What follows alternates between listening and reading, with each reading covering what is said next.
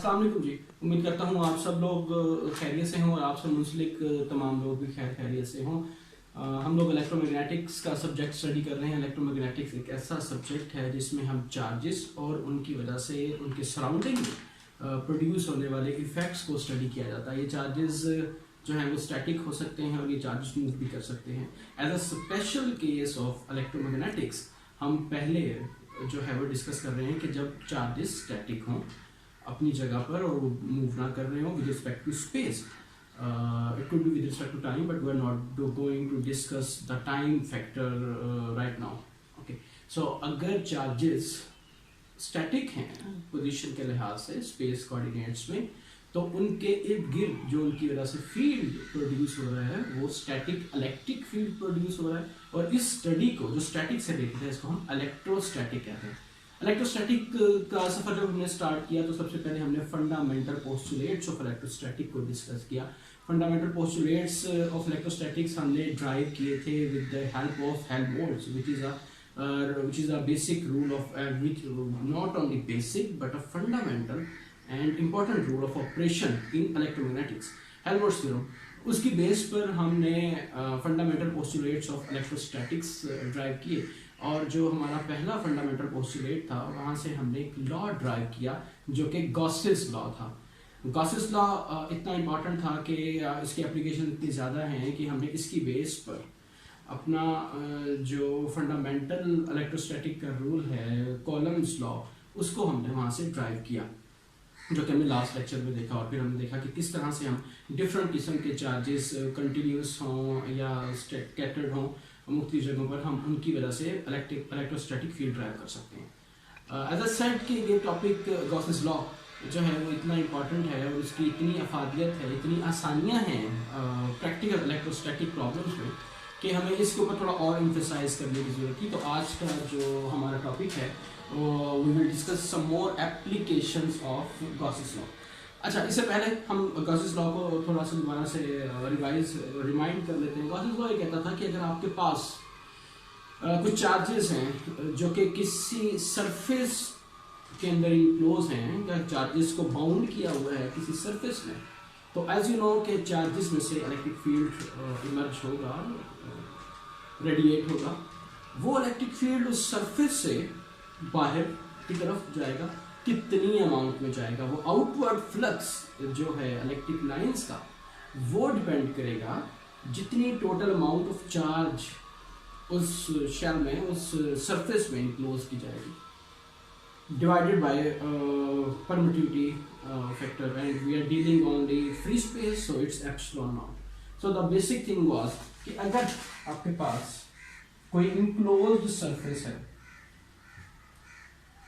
और उस enclose surface में से इलेक्ट्रिक फील्ड जो है वो इमर्ज कर रहा है या आउटवर्ड डायरेक्शन में फ्लो कर रहा है, तो उस इलेक्ट्रिक फील्ड की क्वांटिटी, उस इलेक्ट्रिक फील्ड की अमाउंट उतनी ही होगी जितना कि टोटल उस सरफेस के अंदर इलेक्ट्रिक चार्ज रखा हुआ है।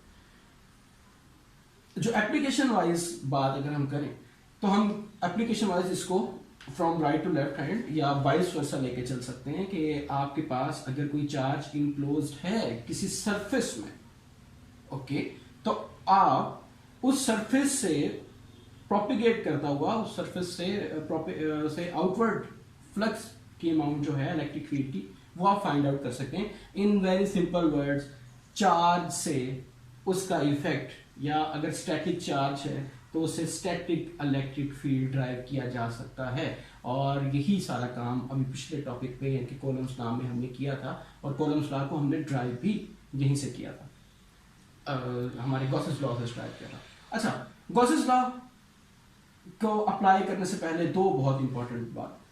पहली बात कि गॉसेस लॉ किस तरह की एप्लीकेशंस पर अप्लाई किया जा सकता है। मोस्टली, वैसे गॉसेस लॉ इसके अलावा भी अप्लाई किया जा सकता है, लेकिन मोस्टली वो केसेस जहां पर आपके पास सिमेट्रिक ज्योमेट्री है, चार्जेस की जो डिस्ट्रीब्यूशन है वो सिमेट्रिक है, as like infinite long wire जो कि हमने लास्ट टाइम एक एग्जांपल की, infinite long sheet, infinite volume, infinite shell. इस तरह की जो ज्योमेट्रीज हैं आपके पास, यहाँ पर आप सिमेट्रिक, जहाँ पर चार्जेस की डिस्ट्रीब्यूशन सिमेट्रिक है, तो वहां पर आपको गॉसेस लॉ प्रेफर करना चाहिए, उसकी आसानी की वजह से कि उसको अप्लाई करना और उसको इवेल्युएट करना बहुत आसान है, जो कि आज हम कंपैरिजन भी करेंगे कॉलम्स लॉ और गॉसेस लॉ का for the same problem. Okay, so पहली बात तो ये। दूसरी बात ये, सरफेस का जिक्र हम कर रहे हैं। ये जो सरफेस वाला एलिमेंट है वो गॉसेस लॉ के लिए बहुत इंपॉर्टेंट है।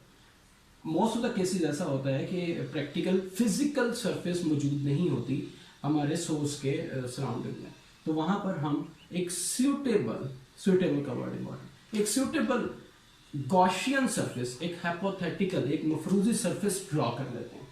इस सरफेस की प्रॉपर्टी ये होनी चाहिए, जो सुटेबल की बात हो रही थी, इस सरफेस की प्रॉपर्टी ये होनी चाहिए कि जो आपके इलेक्ट्रिक फील्ड का नॉर्मल कंपोनेंट है वो इस सरफेस के ऊपर एज अ कांस्टेंट बिहेव कर रहा हो।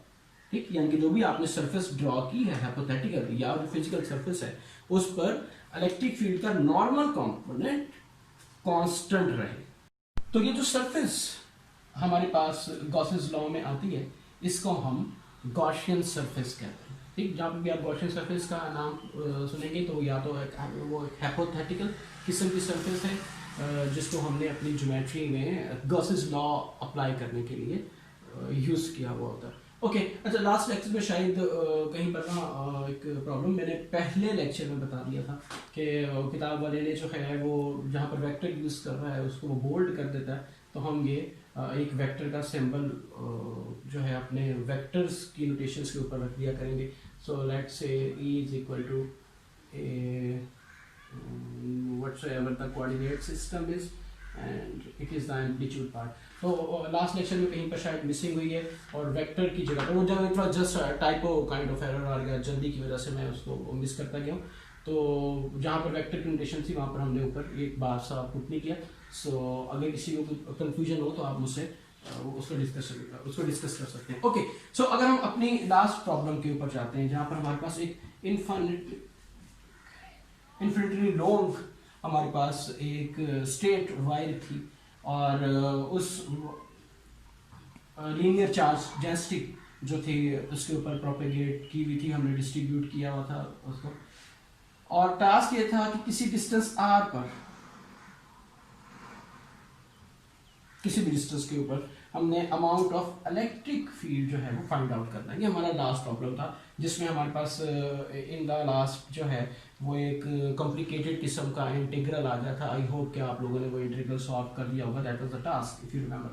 सो अब हम देखते हैं कि अगर हम इस किस्म का प्रॉब्लम क्या गॉसेस लॉ से यूज कर सकते हैं इसको सॉल्व करना, और अगर कर सकते हैं तो कैसे। ओके, सो पहली चीज, इन्फिनिटली लॉन्ग आपके पास एक ज्योमेट्री है जिसपे चार्जेस की डिस्ट्रीब्यूशन है, तो यहां से हमें पहली बात ये नजर आ रही है कि जो चूंकि इन्फिनिटली लॉन्ग है तो जो डिस्ट्रीब्यूशन ऑफ चार्ज है वो सिमेट्रिक है, जिसको लास्ट टाइम हमने z और z माइनस को कैंसिल आउट करने के लिए भी यूज किया था।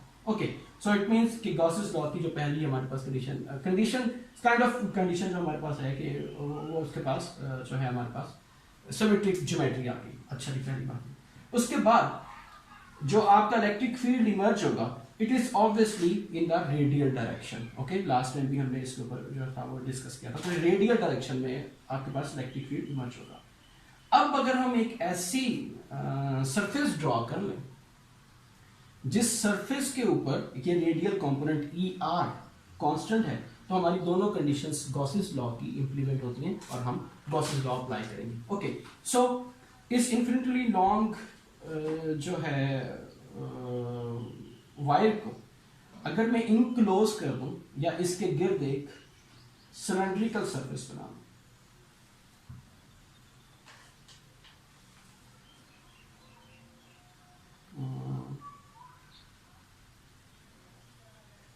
जिसका रेडियस आर, एक मैंने सिलेंडर लिया जिसका रेडियस आर था, एग्जैक्टली आर वो वाला जो कि हमारा यहाँ पर जिस डिस्टेंस पर हमें अपने इस चार्ज डेंसिटी की वजह से इलेक्ट्रिक फील्ड मालूम करना था। ओके, और फिर उसको मैं इस चार्ज डेंसिटी के अंदर रख दूं। यहाँ ये बात इंपॉर्टेंट है क्योंकि इन्फिनिटली लॉन्ग हमारे पास वायर थी, तो क्या हमें गॉसियन सरफेस भी इन्फिनिटली लॉन्ग लेनी है? No, you no need to put in the last. हम लिखेंगे कि इस गॉसियन सरफेस का जो हमने प्रॉब्लम में अपनी तरफ से इंसर्ट किया है, इसका पार्ट हमारे आंसर में या इसकी कंट्रीब्यूशन हमारे आंसर में नहीं है, it is just an helping tool.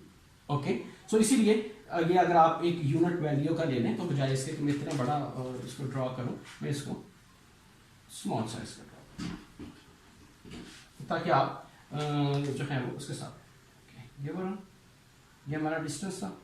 So let's से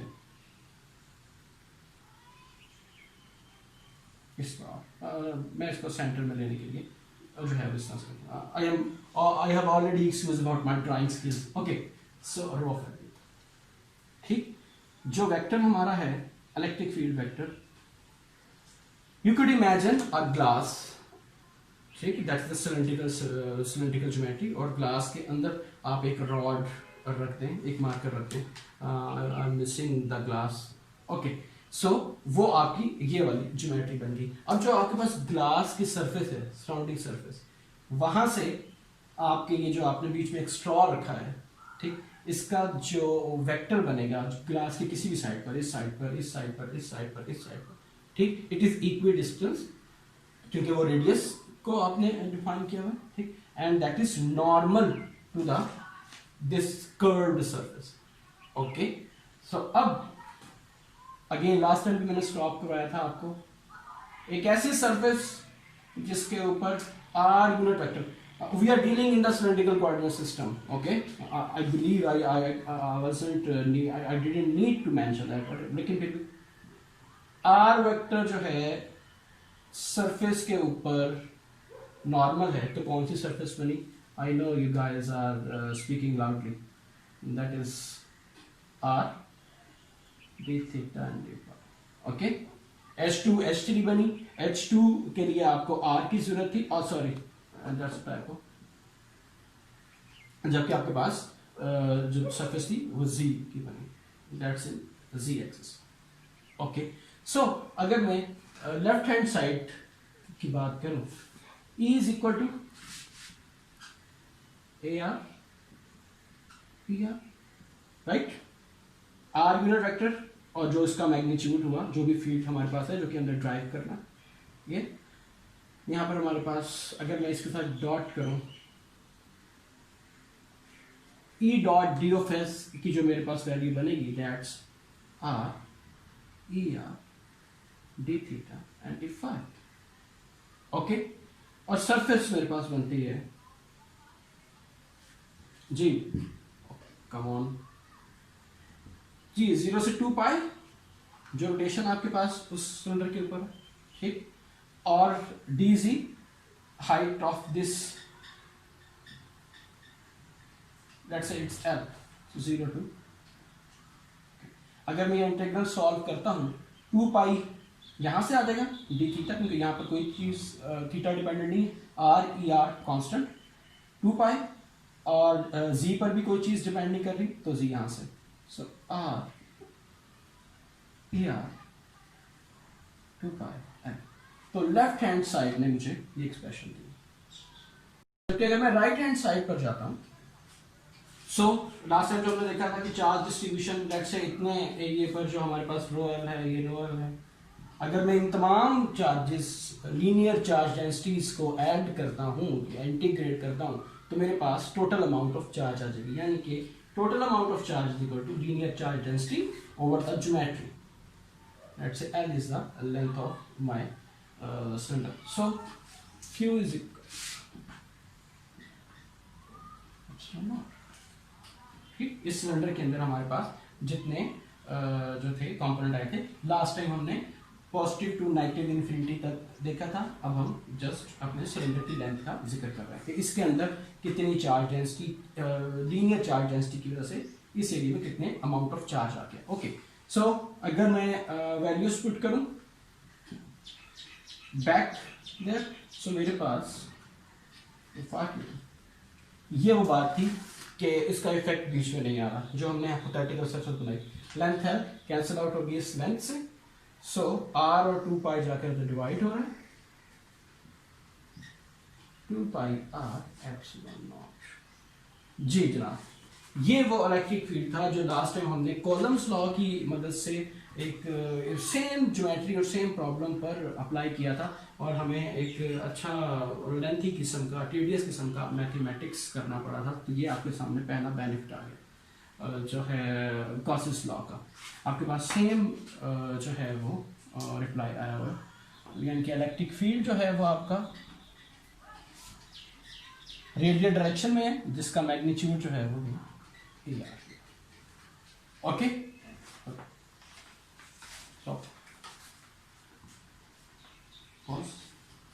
ओके, नेक्स्ट स्टेप पर हम देखते हैं कि अगर इन्फिनिटली लॉन्ग वायर की बजाय एक चार्ज शीट, एक प्लेनर शीट का जिक्र हो जिसके ऊपर चार्जेस जो हैं वो डिस्ट्रीब्यूट किए गए हों यूनिफॉर्मली और ये भी इनफाइनाइट लेंथ का हो, तो फिर हम इस पे क्या गॉसेस लॉ अप्लाई कर सकते हैं। तो फिर हम कैसे अप्लाई कर सकते हैं? ओके, फर्स्ट ऑफ ऑल मैं एक कंपैरिजन करना चाहूंगा। लेट्स से आपके पास एक शीट है और मेक द लाइफ सिंपल के तहत हम इसको एक्स वाई डायरेक्शन में कर लेते हैं। एक्स एक्सिस, वाई एक्सिस, ये भी एक्सिस। एक्स वाई प्लेन पर आपके पास एक शीट रखी हुई है जिसके ऊपर चार्जेस की डिस्ट्रीब्यूशन हुई है और ये शीट जो है ये भी चले हम स्टार्ट करते हैं डिस्कशन कि इन्फिनिटली लॉन्ग हमारे पास एक शीट रखी हुई है ओके एक्स वाई प्लेन के अंदर। सो अगर मैं इसको कॉलम्स लॉ जो हमने देखा था लास्ट टाइम भी देखा कि uniform distribution of electric charges, वहां पर भी सेम चीज है। तो वहां पर हमें जो है अगर हम इंटीग्रेशन करने चाहते हैं तो हमें एक डिफरेंशियल एलिमेंट निकालना है यहाँ पर जो कि सरफेस का हो। उसके बाद फिर हमें उस डिफरेंशियल एलिमेंट का डिस्टेंस लेना है जो भी हमारा पॉइंट ऑफ ऑब्जर्वेशन होगा, ठीक, इफ यू रिमेंबर दैट। फिर ये जो आपके पास डिस्टेंस आएगा ये ना सिर्फ x का फैक्टर होगा बल्कि y का भी फैक्टर होगा ओके। सो रिजल्टेंट जब आप इंटीग्रेशन करेंगे आपको इंटीग्रेशन x पर भी करना है y पर भी करना है एंड माइंड इट ds, ये अब जो है वो dx prime dy prime okay. Last time जैसे आपने एक फैक्टर के ऊपर z प्राइम के ऊपर इंटीग्रेशन की थी, तो अगर आपने इंटीग्रेशन की है तो दैट वाज अ लेंथी, आपको सब्स्टिट्यूशन करना थी। आपने जो है वो tan को पहले सब्स्टिट्यूट किया, tan के बाद उसकी सारी कैलकुलेशन के बाद कोसाइन आपके पास आ गया, कोसाइन में जो आपने वैल्यू पुट की और सॉरी इसकी इंटीग्रेशन की, साइन की वैल्यूज पुट की, तो वो वहाँ पर भी आपको एक आइडेंटिटी यूज करना पड़ी और रिजल्टेंटली आप जो है वो अपने नतीजे पर पहुंचे थे। It constitute a law.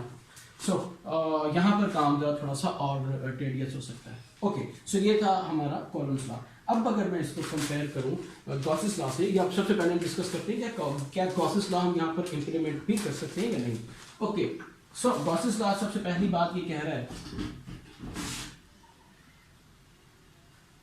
Not the necessity, लेकिन आपके पास जो चार्ज की डिस्ट्रीब्यूशन है वो सिमेट्रिक या फिर ज्योमेट्री है वो सिमेट्रिक होनी चाहिए। So he is dealing with an infinite length a planar sheet, ठीक, this page okay, infinite long आपके पास ओके। सो इट मींस कि ये सिमेट्रिक है। अगर हम इसका कोई एक्सिस ले लेते हैं तो इस तरफ और इस तरफ चार्जेस की डिस्ट्रीब्यूशन जो है वो हमारे पास सिमेट्रिक आता है। तो पहला मसला हो गया। दूसरा ये कि आप इसके इर्द गिर्द एक सरफेस ड्रॉ कर सकते हैं।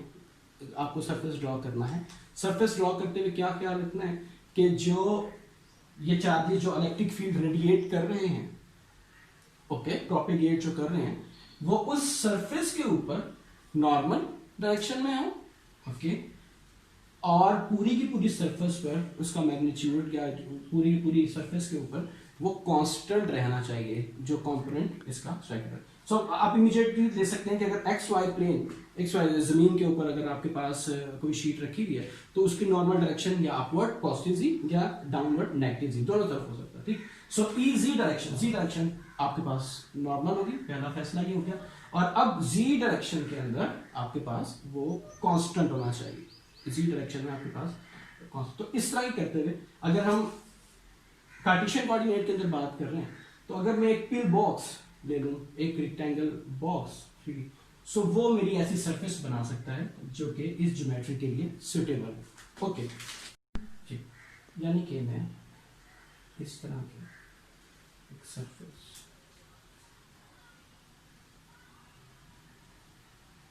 ड्रॉ कर ओके। ये ज़रा थोड़ी सीधी होनी चाहिए थी।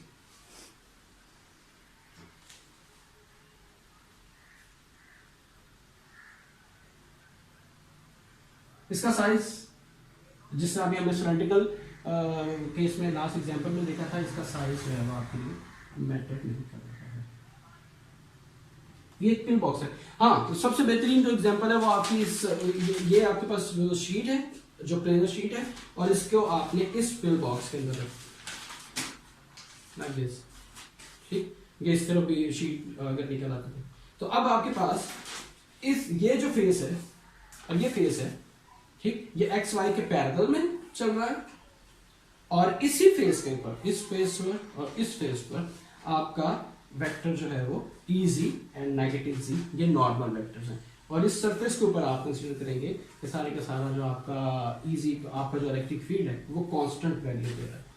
Okay, so please consider this in your imagination and again apologize for my drawing. Okay, so अगर मैं लेफ्ट हैंड साइड को स्टार्ट करूं, so this time my for the top face first E is equal to AZ, it's in positive Z, normal vector is in positive Z direction, and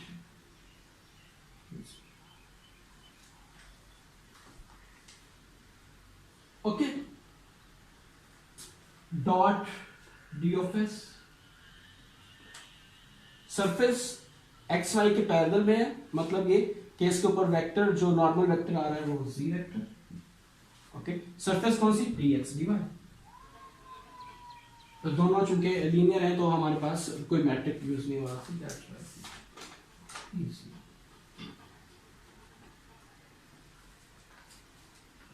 ठीक है, अगर मैं bottom face के लिए बात करूं तो मेरे पास टॉप फेस और ये bottom face.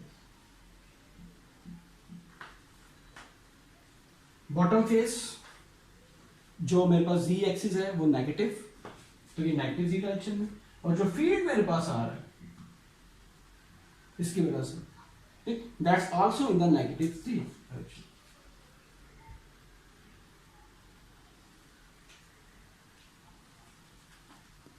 I am sorry, not the field, वो मैं डॉट इसकी बात कर रहा हूं। फील्ड तो हमारे पास कांस्टेंट एक नंबर मैग्नीट्यूड है, ठीक है, सॉरी, जो मेरे पास ये ds जो सरफेस है मेरे पास, ये वाली सरफेस, ठीक, ये भी नेगेटिव Z डायरेक्शन में है।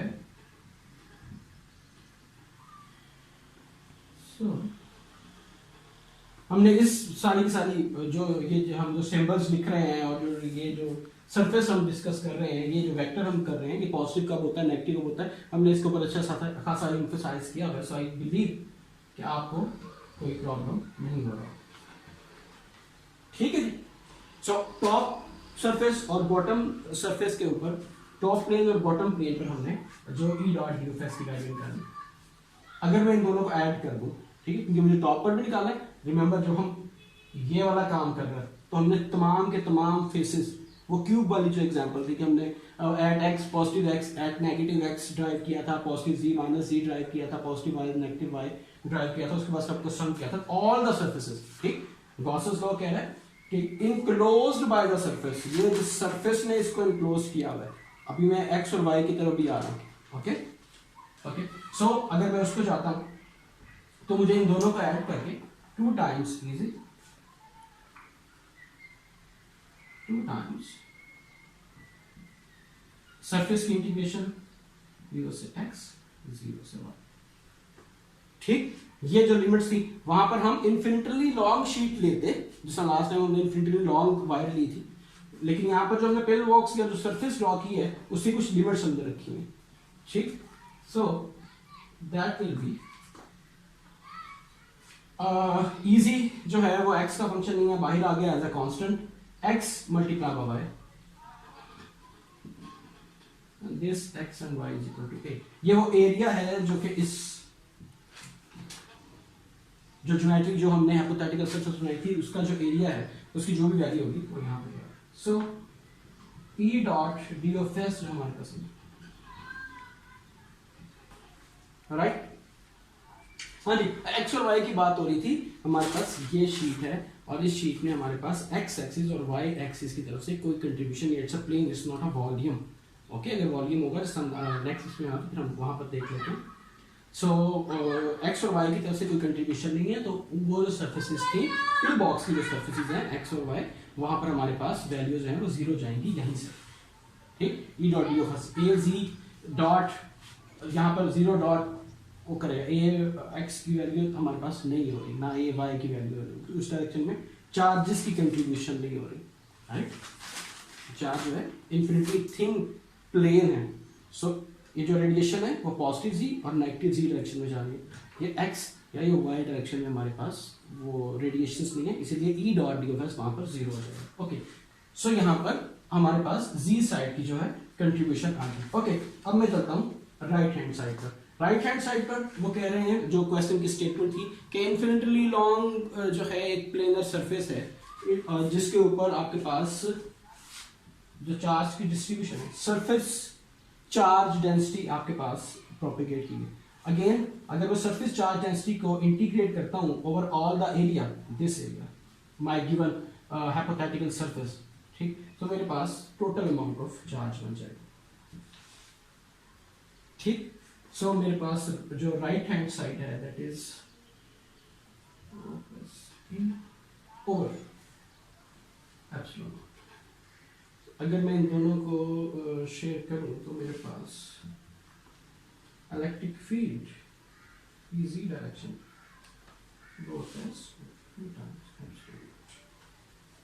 ठीक। अगर आपको इलेक्ट्रिक फील्ड वो लेना है जो कि पॉजिटिव जी डायरेक्शन में है तो वो ऐसे आ जाएगा, अगर आपको वो लेना है जो कि नेगेटिव जी डायरेक्शन में है तो एंड कॉन्सिक्वेंटली, ठीक है ये। अच्छा, यहाँ पर कंपैरिजन बहुत जरूरी है, यहाँ पर कंपैरिजन मुझे थोड़ा सा जो है वो कर लेते। अगर आपके पास, आपको याद हो कि जब आपके पास एक लोकलाइज्ड चार्ज था, उसका जो इलेक्ट्रिक फील्ड प्रोपोगेट हो रहा था, उसका जो इलेक्ट्रिक फील्ड बन रहा था, वो हमारे पास समथिंग 1/r² था। मैं पूरा एक्सप्रेशन अभी ये लिखता हूँ, मुझे जस्ट कंपैरिजन करना। ओके, हमारे पास जो पॉइंट सोर्स था, जब आपके पास एक चार्ज था जो आपने ओरिजिन पर रखा था या किसी साइड पर रखा था, तो जो उसका एक्सप्रेशन था that was something like that. Okay, जो उसका सोर्स बन रहा था, सॉरी जो उसका फील्ड था इलेक्ट्रिक फील्ड, वो इनवर्सली प्रोपोर्शनल था r² के। ओके, लेकिन जब आपने इन्फिनिटी लॉन्ग लाइन का बात किया, लाइन सोर्स की बात की, तो जो इलेक्ट्रिक फील्ड बन रहा था r के, r capital, this time r is not coordinate system, ये जस्ट डिस्टेंस को रिप्रेजेंट कर रहा है। ओके, सो अब आपके पास ये r के साथ, लेकिन जब आपने प्लेनर शीट की बात की, जो भी हम कर रहे थे, तो यहां पर इलेक्ट्रिक फील्ड r पर डिपेंड ही नहीं कर रहा था। Surface charge density divided by epsilon, 2 times surface charge density divided by epsilon, अभी एक्सप्रेशन आया, ठीक। यानी कि अगर आपके पास पॉइंट सोर्स है, जिस तरह अगर हम अपने कमरे की सेटिंग की बात करें और यहाँ पर रोशनी की, तो अगर आपके पास एक बल्ब है या जो बल्ब है पॉइंट सोर्स, तो जैसे जैसे डिस्टेंस बढ़ता जाएगा उसकी रोशनी ग्रेजुअली डिक्रीज करेगी, ठीक है। अगर आपके पास एक ट्यूब लाइट है, तो पहले हमारे पास ट्यूब लाइट्स होती थी, लाइन सोर्स है, ठीक, तो निस्बतन डिस्टेंस के साथ उसकी रोशनी है, उसका इफेक्ट है। ये रफली एक जस्ट इमेजिन करने के लिए हम बल्ब लाइट और उसकी डिस्कशन करते हैं। तो उसके लिहाज से आपके पास जो फील्ड है वो ग्रेजुअली कम डिस्टर्ब होगा, ठीक है। अगर ज्यादा डिस्टेंस पे आप चले जाते हैं तभी आपको रोशनी, लेकिन अगर आप एक सीलिंग सिस्टम बना देते हैं, जिस तरह हमारे पास आजकल सीलिंग के सिस्टम्स हैं, वो बल्ब्स हैं, वो लाइट्स लगे हैं, तो वहाँ पर आपके पास डिस्टेंस इंडिपेंडेंट चीज़ आ जाती है पूरे के पूरे सिस्टम। ये जस्ट रफली जो कि मैं कह रहा हूँ, जाहिर बात है वो भी कुछ से बात जाके डीप होता है, लेकिन बहुत ज़्यादा तो हम बात कर रहे थे अपने चार्जेस के लिहाज से। तो ये एक इम्पॉर्टेंट थी हमारे तीनों केसेस में, लाइन, सॉरी जो पॉइंट सोर्स था लाइन था, और अगर आपके पास प्लेन। ओके,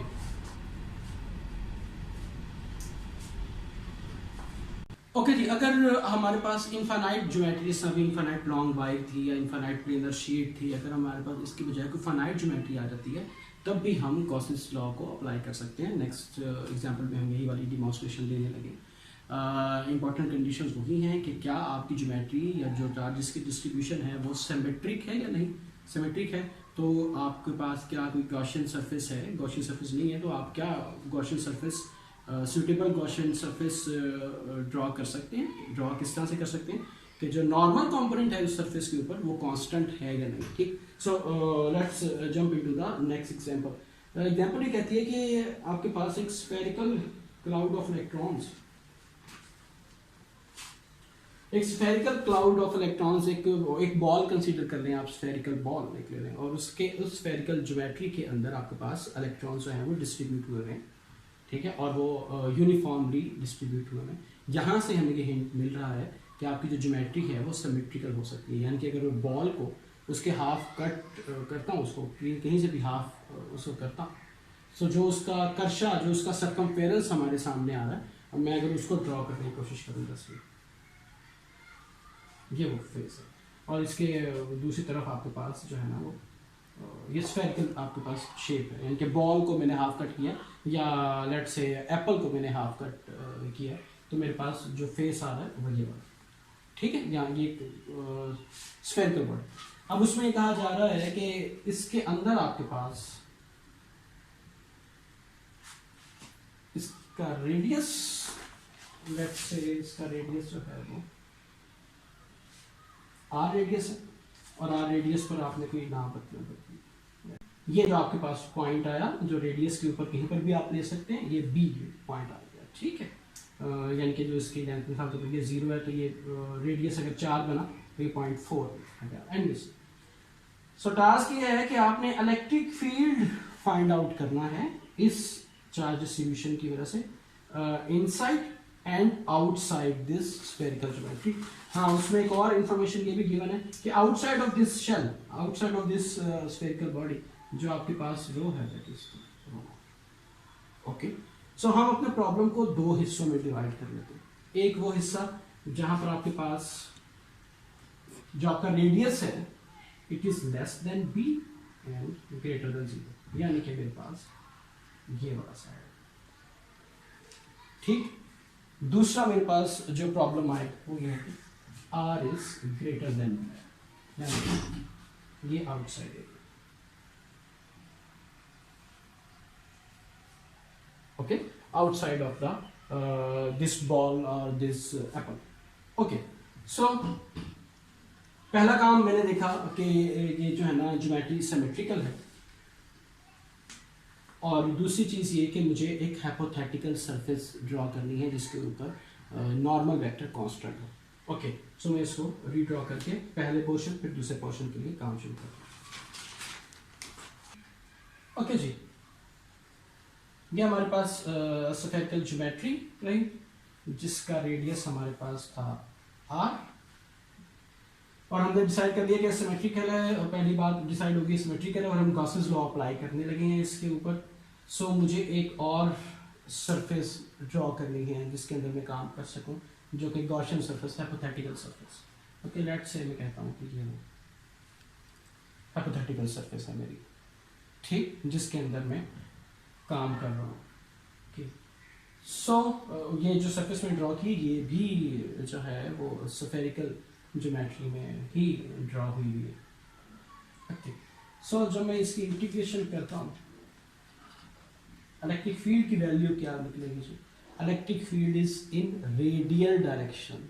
ओके, और रेडियल डायरेक्शन जो है वो मेरी इस ज्योमेट्री के ऊपर, इस सरफेस के ऊपर परपेंडिकुलर।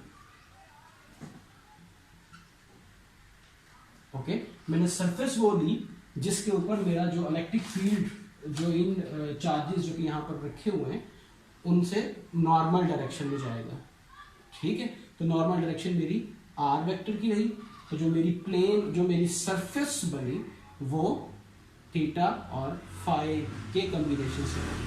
ठीक, यानी कि स्फेरिकल कोऑर्डिनेट्स में dl2 dl3, dl2 के पास भी h2 होगा, dl3 के पास भी h3 होगा, यानी कि r और r sin थीटा रिस्पेक्टिवली। और ये इंटीग्रल हम पहले सॉल्व कर चुके हैं, इसलिए यहाँ पर मैं इंटीग्रल सॉल्व करूँगा। Okay, so dsr is equal to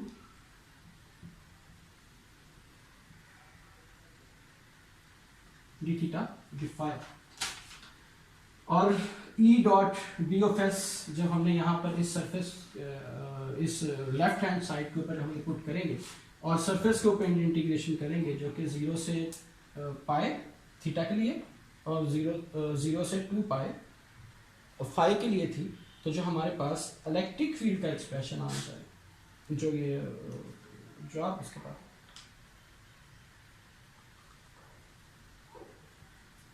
4 पाई आएगा। पहले इंटीग्रल से 2 और दूसरे इंटीग्रल से 2 पाई, तो 4 पाई आर स्क्वायर जो हमारे पास मैट्रिक्स की वजह से आया था, ई ऑफ आर, यहाँ पर इसका मैग्नीट्यूड। तो ये हमारे पास लेफ्ट हैंड साइड से ये वाली वैल्यू आ गई। Okay, right hand side.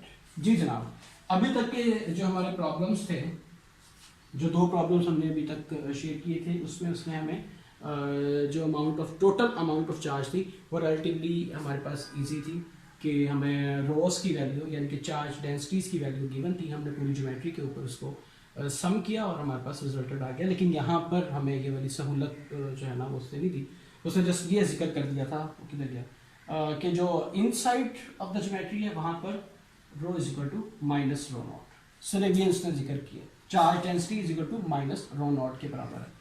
सो अब इस क्वांटिटी को हमें पूरी के पूरे वॉल्यूम पर इंटीग्रेट करना है। इनिशियली अगर आपको याद हो कि ये फॉर्मूला कैसे ड्राइव हुआ था, तो वहाँ पर लेफ्ट हैंड साइड पर आपके पास वॉल्यूम का इंटीग्रल था, ठीक, जिसको हमने डाइवर्जेंस थ्योरम यूज करके इसको सरफेस इंटीग्रल में कन्वर्ट किया था, लेकिन राइट हैंड साइड पर वॉल्यूम इंटीग्रल ही रहेगा। सो अगर मैं इसको टोटल अमाउंट ऑफ चार्ज निकालने के लिए वॉल्यूम के लिए ट्रिपल इंटीग्रल्स मेरे पास, ओके, आर डायरेक्शन में 0 टू आर की इंटीग्रेशन पूरे के पूरे रेडियस के ऊपर, जहाँ से ये स्टार्ट हो रहा है और जहाँ पर सरफेस आपकी ख़त्म हो रही है। उसके बाद थीटा में 0 से और फिर 5 में 0 से 2 पाई। जब मैं इसको इंटीग्रेट करता हूँ, और हाँ अभी यहाँ पर भी वॉल्यूम स्फेरिकल कोऑर्डिनेट्स में है, तो r square sine theta d phi यहाँ पर भी रहेगा। सो आर स्क्वायर की integration r cube divided by 3, values limit की पुट करेंगे आर क्यूब भी आ जाएगा, जबकि आपके पास पाई 0 टू पाई थीटा वाली जो इंटीग्रेशन है वहाँ पर भी आपके पास 2 आ जाएगा, साइन की इंटीग्रेशन माइनस को साइन, और जब लिमिट पुट करेंगे -2 आएगा तो प्लस का 2। सो 2 और आर क्यूब बाई 3, और यहाँ से 2 पाई दोबारा से आएगा क्योंकि 5 का फंक्शन है, तो 4 पाई। सो जो आपके पास वैल्यू निकलती है plus minus epsilon naught r cube by 3 into 4 pi over epsilon naught, ये वाला एप्सिलॉन नॉट, क्योंकि हमने राइट हैंड साइड कंप्लीट करनी थी। सो अगर मैं लेफ्ट हैंड और राइट हैंड साइड को कंपेयर करूं, तो मेरे पास 4 पाई से कैंसिल आउट हो रहा है, आर स्क्वायर इस आर क्यूब के एक आर रह गया। सो मेरे पास A of R should be equal to minus over 3। Okay, ये मेरे पास inside R is less than B and greater than 0, यानी कि ये जो हमारे पास यहाँ पर सरफेस थी, इसको हमने कहीं पर भी जो रखा था पॉइंट बी का नाम। ओके, तो ये हमारे पास आंसर आता है इस वाले portion.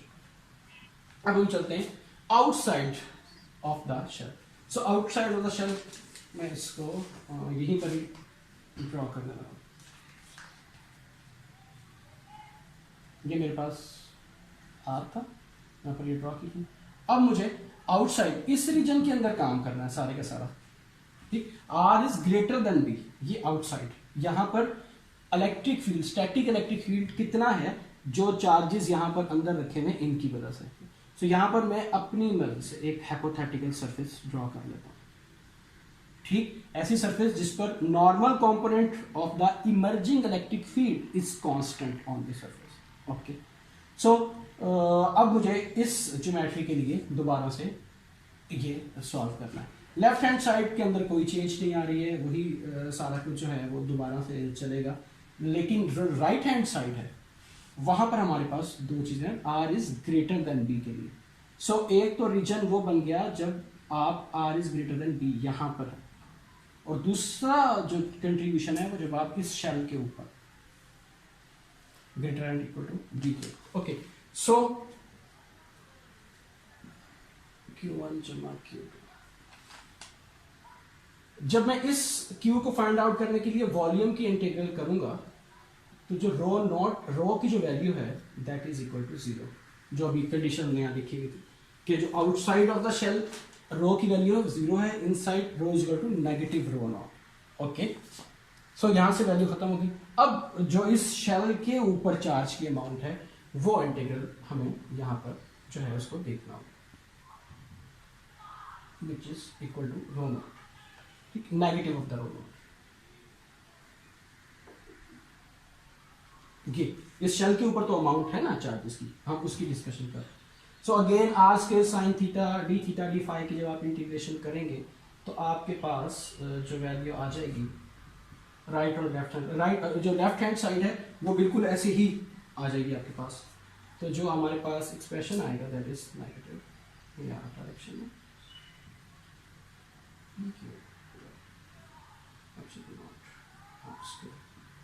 greater and equal to b, it is also equal to b।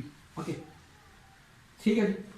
सो ये हमारे पास दो एक्सप्रेशंस दो मुख्तलिफ लोकेशंस के लिए एक ही पॉइंट एक ही प्रॉब्लम की जो है वो आ गए। अच्छा जी, अगर मैं इसका इनकाउंटर स्टार्ट करूं तो मुझे ये समझ आ रही है E इज इक्वल टू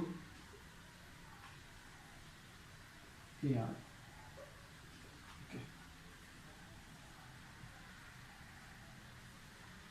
कि जो इलेक्ट्रिक फील्ड है इस शेल के अंदर वो नेगेटिव आर डायरेक्शन में, it was a radial outward normal outward radial direction. तो जो इलेक्ट्रिक फील्ड है वो इनवर्ड डायरेक्शन में टुवर्ड्स द ओरिजिन। सिमिलरली जो बाहर वाली साइड पर इलेक्ट्रिक फील्ड है इन चार्जेस की वजह से जिनकी चार्जेस नेगेटिव रो नॉट थी वो भी टुवर्ड्स द शेल है, टुवर्ड्स दिस ओरिजिन।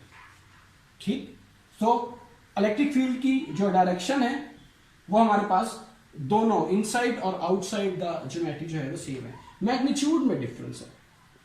अगर हम मैग्नीट्यूड इनसाइड की डिस्कशन करें तो ये मैग्नीट्यूड डायरेक्टली प्रोपोर्शनल है आपके डिस्टेंस के। जितना ज्यादा डिस्टेंस बढ़ता जाएगा आपका इलेक्ट्रिक फील्ड नेगेटिव डायरेक्शन में उतना ही ज्यादा मैग्नीट्यूड में उसका बढ़ता रहेगा या ओवरऑल मैग्नीट्यूड जो है वो रिड्यूस होगा। अच्छा, अगर मैं यहां पर ये हमारा डिस्टेंस और ये हमारा इस एक्सिस पर इलेक्ट्रिक फील्ड मैं टोटल ड्रॉ कर लूं, सो जब R is equal to B पर पहुंचेगा यानी कि डिस्टेंस जो है वो मैं इस शेल के ऊपर जब आ रहा हूं अंदर से बाहर की तरफ, सो मेरा जो डिस्टेंस R के ऊपर जो हमारे रेडियस है उसके ऊपर जब B की वैल्यू आएगी, जैसे हमने शुरू में 4 की बात की, तो जब मैं 4 के ऊपर पहुंचता हूं यहां पर तो मेरे पास ये वाली वैल्यू होगी। मैंने आपकी आसानी के लिए इसको फर्ज किया कि चले मैं रो नॉट 1 रख लेता हूं और R भी 1 रख लेता हूं, ठीक है। वैसे तो ये माइक्रोस में और सेंटी मिली में यूनिट्स होते हैं, मैं जस्ट अपनी आसानी के लिए बना रखता हूँ। एप्सिलॉन नॉट की वैल्यू 8.85 इंटू 10 पावर -12 3 टाइम्स हुआ, तो जो इलेक्ट्रिक फील्ड यहां पर निकलेगा when it is R is equal to 1 37 into 10 power 9 निकला मेरे पास, इनके इधर जो है ना negative 37 into 10 power 9 volt per metre, इतना इसका एम्पलीट्यूड आ गया इलेक्ट्रिक फील्ड का। ठीक, जो कि ग्रेजुअली डिक्रीज करते हुए यहां पर पहुंचा जैसे जैसे R आपके पास जा रहा था। अगर मैं नेगेटिव मैग्नीट्यूड की बात करूं तो डिक्रीज होता गया और इतना ज्यादा डिक्रीज होता है बाहर वाली साइड पर। ठीक, अगर वही मैं assumption यहाँ पे भी रखता हूँ कि रो नॉट की वैल्यू जो है वो मैंने 1 रख दी, और जो मेरे पास ये बी था यहाँ पर, बी या आर यहाँ पर जो भी था, क्योंकि r is equal to b हो गया था ना, तो यहाँ पे आर था, सो बी की वैल्यू 1 मैं ऑलरेडी फिक्स कर चुका हूँ। अब अगर मैं आर की वैल्यू बढ़ाता जाऊँ, यानी कि मैं आर पर, ये 1 था, बी इज इक्वल टू 1 था, अगर मैं बी पर 2 पर जाता तो जो मेरे पास नंबर आता है इसमें जो मैं वैल्यूज पुट करता हूँ, इट इज 9.4 इंटू 10⁻⁹, ठीक, नेगेटिव के अंदर ही negative 9.4, 9.4 is much above than the 37। और अगर मैं ये आर की वैल्यू 3 कर देता हूँ, ठीक, और इसके अंदर वैल्यूज करता हूँ, बी इज इक्वल टू 1 और रो नॉट भी मैंने 1 दिया, ये जस्ट हम रफली बात करें, तो जो मेरे पास वैल्यू आती है वो 4.18 आती है, और जैसे जैसे आप आर की वैल्यू जो है वो इंक्रीज करते जाएंगे 4, 5, 6, तो जो आपका इलेक्ट्रिक फील्ड है वो बिल्कुल जीरो, इलेक्ट्रिक फील्ड आपको approximately equal to zero, and it make sense. आपके पास जो इलेक्ट्रिक चार्जेस हैं, स्टैटिक इलेक्ट्रिक चार्जेस जो हैं वो इस ज्योमेट्री के अंदर रखे हुए हैं, ठीक, तो इनका जो इलेक्ट्रिक फील्ड है वो इस ज्योमेट्री के अंदर इनवर्ट डायरेक्शन में आ रहा है जैसे जैसे, और जितना ज़्यादा आप सेंटर के करीब है उतना ज़्यादा मैग्नीट्यूड आपका करीब है, जितना ज़्यादा आप यहाँ पर करीब है, ठीक, वो तकरीबन 0, और जैसे जैसे आप ज्योमेट्री के बाहर जाते जा रहे हैं तो आपका electric field approximately equal to 0 होता जा रहा है। वन सिंपल चेंज, अगर आप इसको रो की बजाय प्लस रो रख दें, ये ग्राफ आउटवर्ड डायरेक्शन में हो जाएगा, ठीक, फील्ड जो है वो आउटवर्ड डायरेक्शन के अंदर जाना शुरू हो जाएगा और इसका मैग्नीट्यूड भी यूं करके बढ़ेगा, फिर आउटसाइड ऑफ द ज्योमेट्री ये वापस डिक्रीज करता हुआ 0 के ऊपर आ जाएगा, ठीक, it will make more sense, ठीक, जैसे जैसे आप इसके करीब रहेंगे, इस शेल के अंदर रहेंगे, ठीक है, इलेक्ट्रिक फील्ड आपका बढ़ता जाएगा, और जैसे आप शेल के बाहर जाएंगे, स्फेरिकल ज्योमेट्री के बाहर जाएंगे। लास्ट थिंग, अगर आप इसी प्रॉब्लम को जो कॉलम्स लॉ में हमने डिस्कशन की थी, कंटिन्यूअस चार्ज डिस्ट्रीब्यूशन वॉल्यूम के अंदर की थी, अगर आप उसके साथ सॉल्व करने की कोशिश करेंगे तो सबसे पहले तो आपको यहाँ पर एक डिफरेंशियल जो है वो एक पैच चाहिए होगा, डिफरेंशियल वॉल्यूम चाहिए होगा, जिसकी वजह से आप differential electric field find out करने की कोशिश करेंगे एट सम डिस्टेंस, ओके।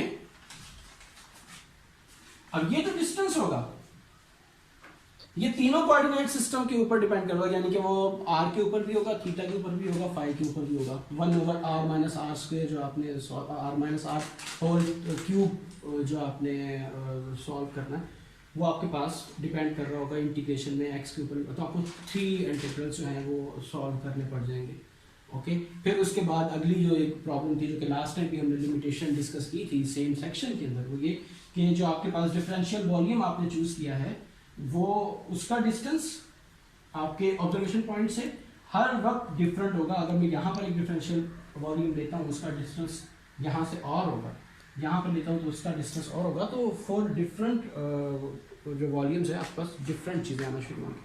सो ये जो है एक ज़्यादा लेंथी और कॉम्प्लिकेटेड किस्म की मैथमेटिक्स है, ये वो सबसे बड़ी जो है सहूलत है और आसानी है जो कि गॉसेस लॉ आपको दे रहा है कि इस किस्म के प्रॉब्लम में जहाँ पर आपके पास 3 इंटीग्रल्स या 2 इंटीग्रल्स लास्ट एग्जांपल जो हमने की उसमें आपके पास आते हैं, तो जो गॉसेस लॉ है वो बहुत आसानी से, निस्बतन काफ़ी आसानी से आपको सेम रिजल्ट्स देता है in electrostatics. So that was the comparison between columns law and application of columns law and Gauss's law की एप्लीकेशन, ठीक है। नेक्स्ट टाइम जो है वो हम इंशाल्लाह वेक्टर पोटेंशियल की डिस्कशन के साथ आपकी खिदमत में हाजिर होंगे। थैंक यू, अल्लाह हाफ़िज़।